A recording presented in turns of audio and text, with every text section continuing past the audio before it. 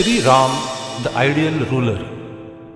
The Ram Ravan war, a conflict without parallel, had come to an end, and Vibhishan was crowned the new king of Lanka. With Shri Ram's permission, Hanuman and Vibhishan proceeded to Ashok Vatika. Hanuman conveyed to Janki the news of the war just concluded. Sita came to the war field and stood in front of Shri Ram. Both of them were speechless for some time. Then, in a calm and cool voice, Shri Ram said, "Janki, a terrible chapter has now come to an end. I have wiped out the insult heaped upon the Raghu dynasty and you and me. For our sake, the Vanars have waged a war and have emerged victorious. King Sugriv has covered himself with glory. His men have achieved the impossible by constructing a bridge across the sea to defeat Ravan's army. Vibhishan has become the ruler of the empire of Lanka. Maithili, all this took place because of you. I did not fight this war simply for your sake, but because it was my duty to do so. Freeing you from the clutches of the evil Rakshasas was my duty, which I have accomplished. You are now free to go wherever you wish to."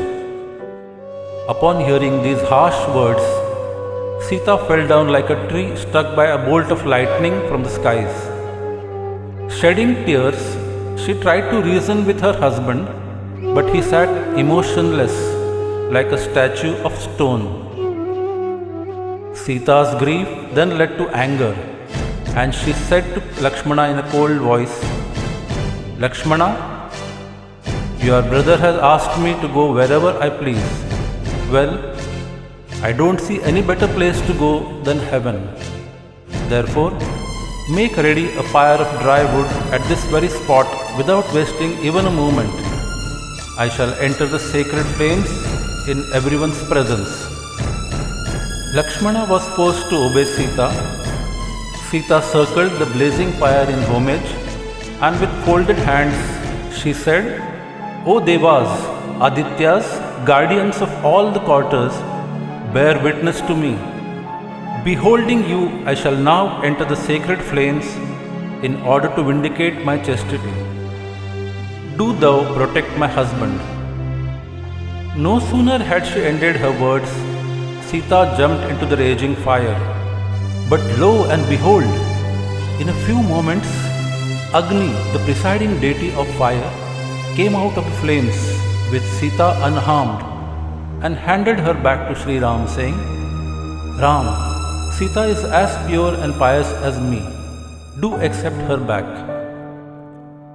Sri Ram paid homage to the deity of fire and then said, "O Agni, I obey your command.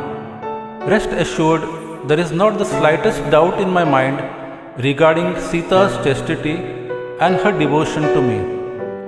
There is no place in either of our hearts for anyone else. Both of us know this very well. Being a king, I belong to the people. They must endorse my leadership. There alone lies my true power. My people are everything to me. Their welfare is uppermost in my mind. If we aspire to rule people, both of us, myself and Janki, must be above all suspicion and doubt as regards our character as well as our conduct. This is my unshakable principle in life." Lesson to ponder.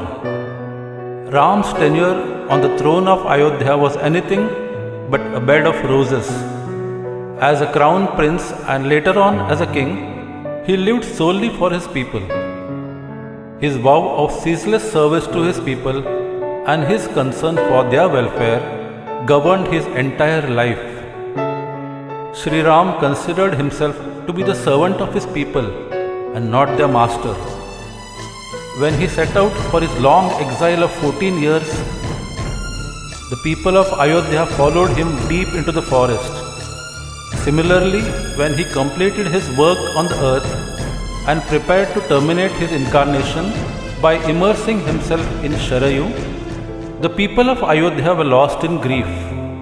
In fact, many of them, along with many Vanars and Rakshasas, took Samadhi in the waters of the Sharayu, along with Sri Ram.